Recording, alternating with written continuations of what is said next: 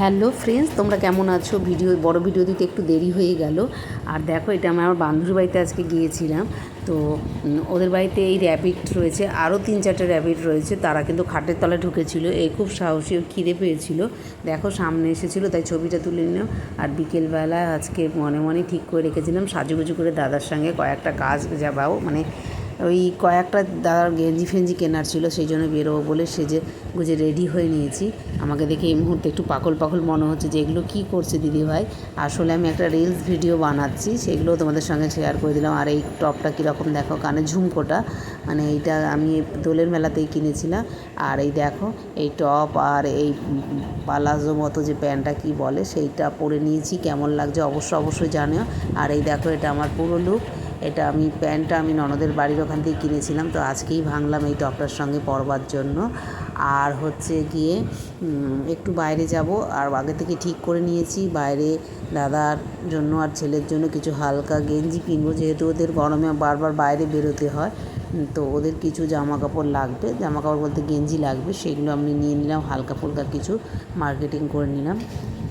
দেখো, এই গেঞ্জিটা দাদার জন্য নিয়েছি, ছেলের জন্য সেম একটা গোলগলা পাতলা গেঞ্জি নিয়েছি। এগুলো ঘরে পরতে আরাম দেবে। অনেক রাত হয়ে গেছিলো, খিদে পেয়ে গিয়েছিল। সেদিন বাবা মার সাথে চলে গিয়েছিলাম আমাদের উত্তরপাড়া হুগলি শহরের একটা নামকরা ফাইন ডাইন রেস্টুরেন্ট গ্রিল টু চিলে এর আগেও বহুবার ট্রাই করেছি। এখানের খাওয়ার কোয়ালিটি এবং স্টাফ বিহেভিয়ার দুটোই প্রশংসনীয়। তো দেখতেই পাচ্ছ, একটা ফাইন ডাইন কোজি রেস্টুরেন্ট। তোমরা কখনো যদি উত্তরপাড়া হুগলি শহরের উপর দিয়ে যাও, অবশ্যই এখানে এসো। নিজের ফ্যামিলি মেম্বার বা প্রিয়জনের সাথে এখানে একটা কোয়ালিটি টাইম স্পেন্ড করতে পারবে, কারণ এদের খাওয়ার কোয়ালিটি অত্যন্ত সুন্দর। স্টার্টারে অর্ডার দিয়েছিলাম এখানের special item Korean chicken wings. এটা একটু স্পাইসি আর সুইট ফ্লেভারের ছিল। তো এটা খেতে অসাধারণ ছিল। আমি প্রথমবার ট্রাই করলাম, খুবই ভালো লেগেছে। এরপরে মেন কোর্সে অর্ডার দিয়েছিলাম বাটার তন্দুরি রুটি, আর এটা ছিল chicken reshmi kebab with buttery white gravy.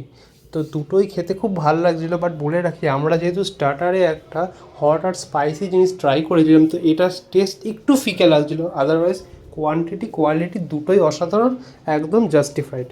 তো এইবার আমাদের খাওয়া দাওয়া শেষ, একদম বিল মেটানোর পালা। খুব গরম পড়েছিল, বাড়ি যাওয়ার সময় নিয়েছিলাম থামস আপ। আজকের জন্য টাটা, বাই। ফিরে আসার পর রাতে অনেক বৃষ্টি হয়েছিল। রাতে ঘুমেও ভাবছিলাম যে বৃষ্টি পড়লেই, ছেলে বলেছে নাকি কোনো কিছু না থাকলেও আচমকা রেললিলি তার হচ্ছে গিয়ে ফুলটাকে ফুটিয়ে দেয়, ওরা একটা সংকেত পায়। তো সকালে যা বলা তাই, মাত্র ভোর 6টা বাজে আমি জানলা খুলেই দেখছি অসংখ্য রেললিলি ফুটে আছে। শুধু সাদাটাই ফুটেছে, যেটা হলুদ আর বেগুনিটাও ফোটার কথা, সেটা এখনই ফোটেনি। বর্ষাকালে ফুটলে দেখাবো। আজ এইটুকু, টাটা, বাই বাই। তোমাদের কার কার রেললিলি আছে জানিও।